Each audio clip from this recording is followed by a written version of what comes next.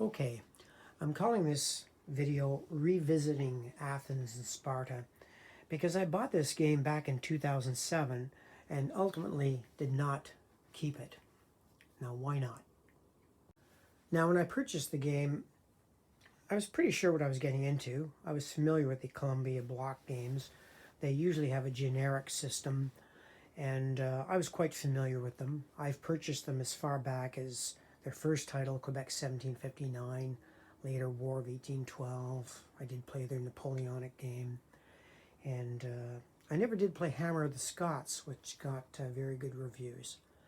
So I was expecting a lot from this game. I thought, well, it's about the only game I had on the Peloponnesian War, and I thought it'd be a lot of fun. And it was fun.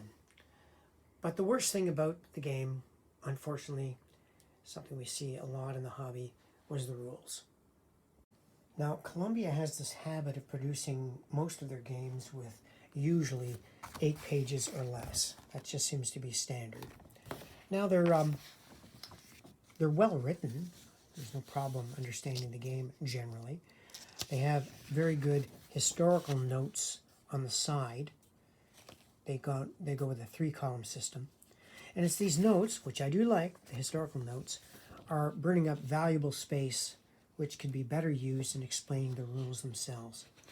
What happens in this game is invariably a situation always comes up that is not quite defined in the rules. And inquiries to Columbia doesn't usually result in any answers. So we played this many times. We went on Consim and Board Game Geek and asked questions, as many other players did, to get answers. We got answers to some things, and other things were not answered. So I patiently waited about 1 year, and I believe 1 year later, they came out with a version 1.1 of the rules. But by then, that was too late. A year later, no. I had gotten rid of the game by then. So Athens and Sparta vanished from my game inventory, never to be played again, or so I thought. Now, back in 1991, Mark Herman had produced the Peloponnesian War for Victory Games, and it was fairly successful, but I missed it back in 1991. I didn't get it, and I couldn't remember why. And then I realized that it was only a solitaire game, and that's why I did not buy it. I'm not a great fan of solitaire games. I like 2-player games. So that's why I didn't explore Peloponnesian War in 91. Okay, let's fast forward now to 2019. Peloponnesian War was released again in a new deluxe sort of GMT version. There were some upgraded scenarios, new counters, new board, that kind of thing. And what sold me on this one was something I didn't know back in 1991, that the game could actually be played 2 players. I didn't know that in 1991. And they pushed this aspect of it in this version. You can see here it says players 1 or 2, includes full solitaire system, almost reversing the prior marketing that said that the game was primarily a solitaire game and the 2-player game was sort of an add-on. So this is the reason why I rebought this one. It was still a good game, of course, but ultimately I was still disappointed in it for several nitpicky things like graphics, and but the main thing was that the game, though it could be played 2-player, the system itself betrayed its solitaire origins. It felt like a solitaire game, each player playing a solitaire game. It just wasn't designed from the ground up as a 2-player game. So ultimately, Peloponnesian War just didn't do it for me. So fast forward to just about a month ago, I decided to bite the bullet and try Sparta versus Athens by Strategy and Tactics, done a while ago, back in, I don't know, May 2014. Anyway, I'd forgotten about Decision Games. I sort of thought I'd give them a chance again, and this one ultimately was a train wreck in my opinion. There was so much errata. There was errata for the counters, errata for the map, errata for the rules. They did a second edition of the rules. In my opinion, it was a mess. It's too bad because it had great potential, but ultimately I did not keep it. For those of you who are watching, you might say, well, hey dude, why didn't you try the Epic of the Peloponnesian War by Clash of Arms? Well, one, Epic of the Peloponnesian War was an expensive game. It's done by a good company, Clash of Arms, usually great looking graphics, good maps, things like that. But I never did buy it. But a friend of mine bought it, and he lent it to me. And there was a lot of bad press about this game. A lot of bad press. Again, lots of errata. Nice map, nice counters. But it was a behemoth of a game. I think it was underdeveloped. And it took hours and hours and hours to play the campaign game. So ultimately, it wasn't my bag. I have not played it. So I can't comment on play. All I can do is read reviews on Board Game Geek, and ultimately it just is not the game for me. Which brings us to today. So, to present day, I really didn't want to give Athens and Sparta another try. I mean, I had given it a good try back in 2007. But I later found by accident a fellow by the name of Mr. Knight, or Kite rather, Jeff Kite, did a revision, and he calls it, in this one, revision 1.4, and he formatted the rules much the same way as the original. That's my yellowing and highlighting to help me learn the rules, and he cleaned them up a bit. And he did clarify some things that were a mite foggy, you might say. So in the last few days I've been playing it again, solitaire, and I played it with my girlfriend, and we kind of had a better experience with this game than I did back in 2007. Now I'm going to try to get all the bad things about the game out of the way first, because ultimately, in the end, this is the game on the Peloponnesian War that I'm going to keep and probably will play. What is the bad? Well, unfortunately, it's still the rules. Even with Jeff's great job in fixing up the rules, there are still situations that just come up. They're just not very clear. Sure, you can house rule it, you can sort of figure it out, but it makes me wonder at times whether all of us are playing this game the way the designer intended, because the rules are just not complete. I think Columbia's decision to make rule books of 8 pages or less, no matter what the game, is a mistake. With a few more, another page or two, this game, the rules could be much better fleshed out, probably less questions.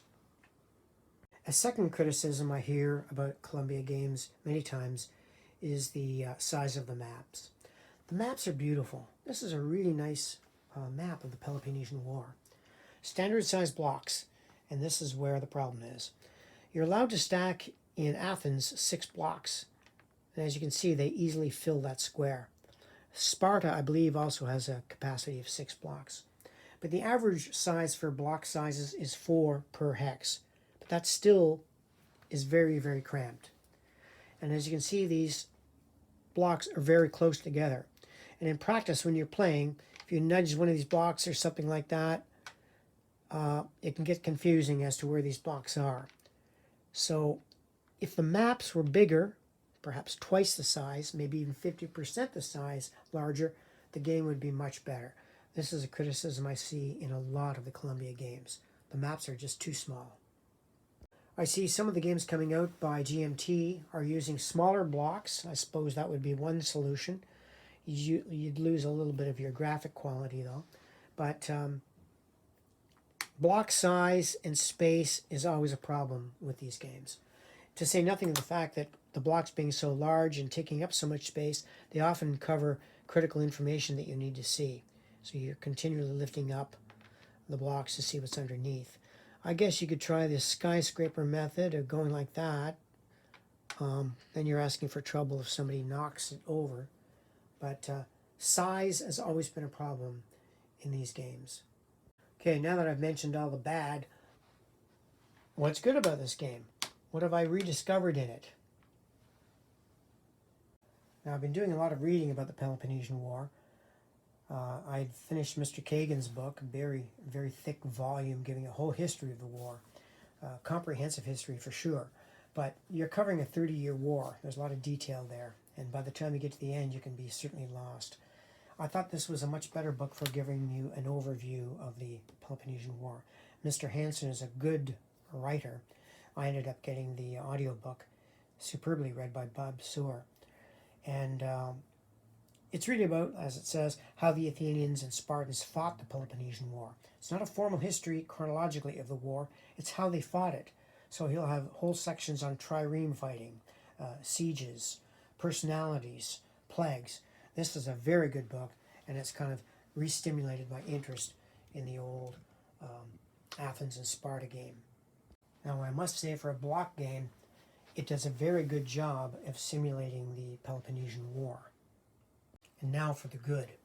The Peloponnesian War lasted for nearly 30 years, and most of the games out on it have done kind of yearly turns, which means, well, usually 30 turns. And if they're going seasonal, like I think Epic did, 4 seasons times 30, you're talking about 120 turns, makes for an unusually long game. And I thought Columbia came up with a brilliant idea here by having the game turn represent the Olympiads, which are about every 4 years. So you've got a 7-turn game. So each turn represents 4 years. And that's a much more manageable time period. Makes the game flow. Still a long game. Takes several hours to play it at least. But it's a solution from trying to do each turn representing 1 year or 1 season. So that's definitely a plus. This is a game that can be played in hours instead of tens of hours or days. I'm not going to give a description of how you actually play the game. Most of you who have played Columbia block war games need no introduction to it. But what I will show you is some of the little, I'll say, quirks or things you have to watch out for or things you could get wrong, which makes this game very different. Let's take a look at the first thing, which is sieges. Now, for the sake of the video, I'm going to show the fronts of the units. Of course, when you're playing, the Spartan player would not know these units, their size, until you come to combat. But like most games, when units are on the same hexagon or area, combat ensues. Now, for sieges, it works like this.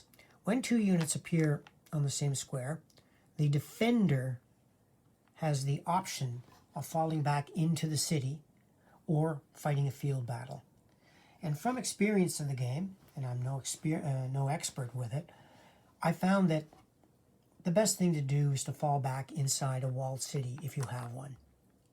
There are so many advantages to doing so.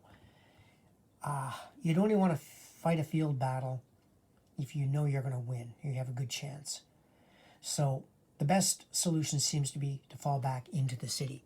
So in this case, if the 2 Athenian fleets here landed at Troezen, the Spartan player would decide to go into the city, and the 2 naval units would be outside. The attacker then would have the option of just laying siege to the city or assaulting the walls. Now here's an example where the rules got a little shaky, but you can figure it out, especially when they say the defenders receive double defense. So each hit by the attacker is treated as a half hit. Now, one could make the argument, do you do that per block or for all the hits? By all the blocks? Well, you have to do it by all the blocks, or else units that only have 1 pip would never get a hit. I mean, you can work it out, but this rule could be a lot clearer. So in our example here, if the Athenians decided to assault Troezen, you'd range them by classifications of type first. The Bs would fire first, and the Cs would fire second. So it'd be this kind of thing. So the Spartan player would roll 3 dice, and he'd hit on a 1 or 2. And that would be completely free because he's B class, he fires first. And then the C class units would fire. But note that these fellows have to get twice the hits to even get 1 hit on the Spartans. And in this case, it's even worse. Since they're all naval units, they're considered to be C1 class units. So these units would roll 4 dice, and they'd hit only on a 1. So it's heavily against the attacker. In other words, Sieges is just about the best thing you can do. Fall back into the city and duke it out. Now, let's say in this situation, the Athenian player 2 decided not to assault the walls. Well, it's then under siege. There's no markers per se to show that it's under siege. I took these little wee spacers here, put a blue marker to show that the blue units are besieging the red. If the red was besieging the blue, we'd have it the other way around. That's just my little way of doing it. You could do it another way, I suppose. Stack them like that to show that it's a siege. But be careful, if you wobble the board, you can have a mess on your hand. Now, when you're laying siege to a city, in your turn, in the special siege phase, you have to roll on a special table which is adverse to you. It's this table here. Now, the Athenians are doing a half siege on the defender because they do not have infantry with them.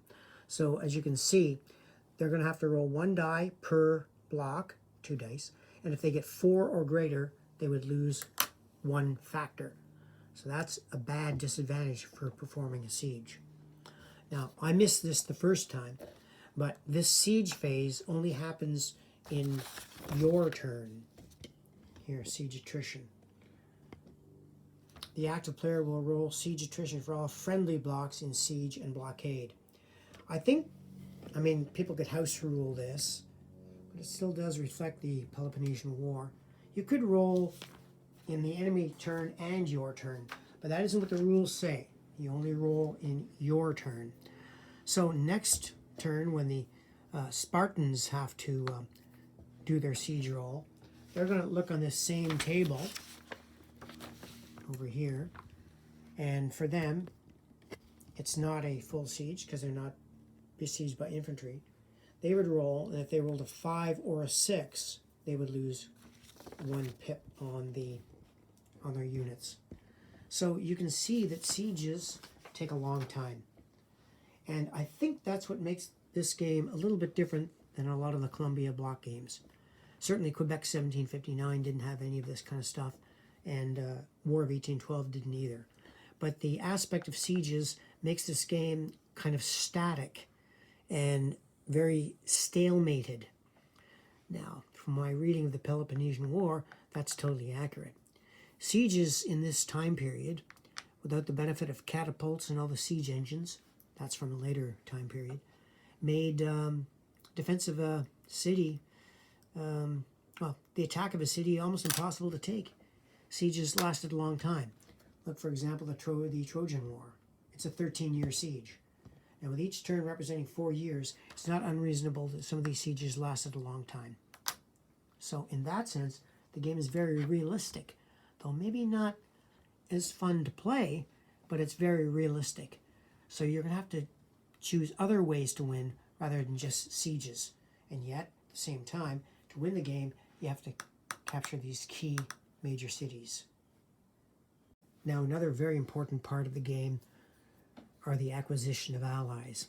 For example, Argos. Any of the allies are in green, and the units are not put on the board. How do you get allies?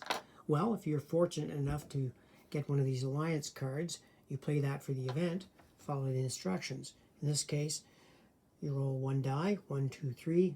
You get Argos on your side, 4, 5 Achaia, and 6 Crete. Let's say for the sake of example, the Athenian player gets this, and he rolls, let's say, a 1. Well, that means he gets Argos.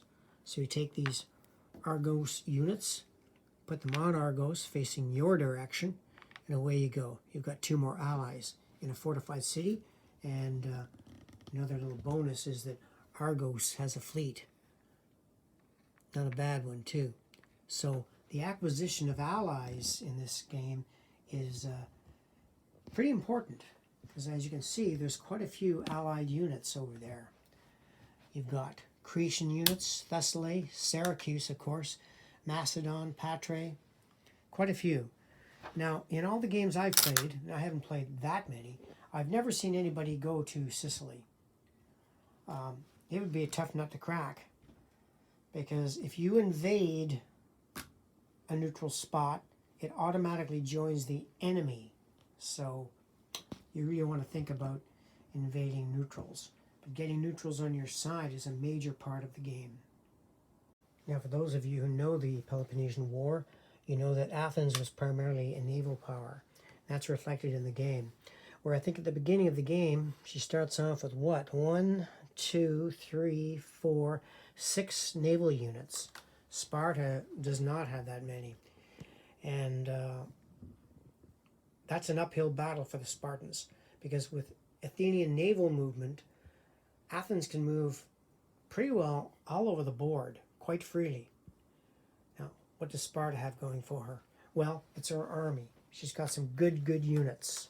She also has Corinth on her side, and she should use her army as much as possible.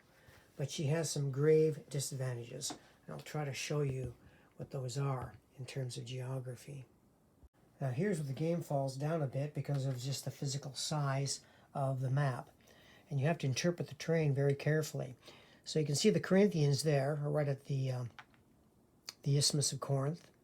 And you got this unit at Sicyon. And there's the Gulf of Corinth there, naval. But it's not easy for the Spartan player to get into Attica. The only way she can do it is through Corinth, no problem. She's got allies here in Thebes, no problem there. She even has units at Megara. But Athens is going to be one tough nut to crack because of Sparta not having a great navy. So it's difficult for her to get into Attica and get on the other side of the Gulf of Corinth. You can see, well, just cross at Naupactus here. Well, Naupactus is a strait, and when you attack across a strait, you can only attack with one block. So Naupactus could be a very tough nut to crack too, with very few units. So she'd almost have to use an army around here. Again, going through the pass here. You can only attack with one unit, I think, through there. So Attica is not easy to get at for the Spartan, and yet Sparta has to use her army to take places. So that's a strategy to watch out for. If you take the Spartans, you've got an uphill battle for the first while. The other day we had a very good opening move, or second move, from my girlfriend. At one point I moved two Athenian naval units down here to Milos, just taking it.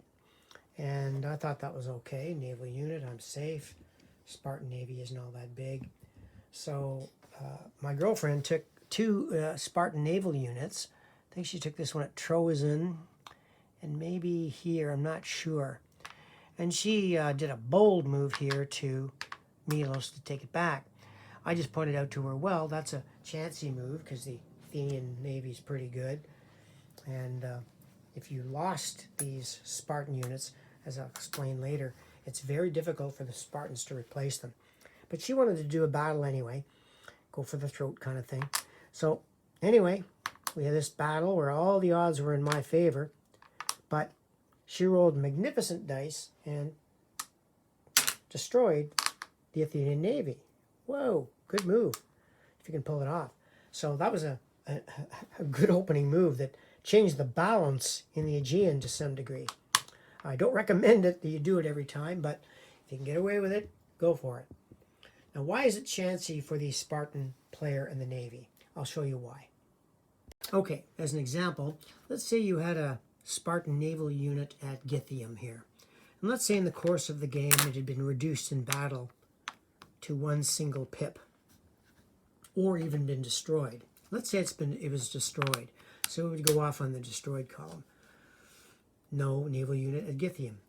But in the build phase, you are allowed to rebuild destroyed units. And I'm sure we were doing this wrong probably several years ago. My memory may fail me, but on a careful reading of the rules, I see we were doing something wrong. And this is really critical. And this is why it is so expensive to rebuild naval units. These are the costs to rebuild units.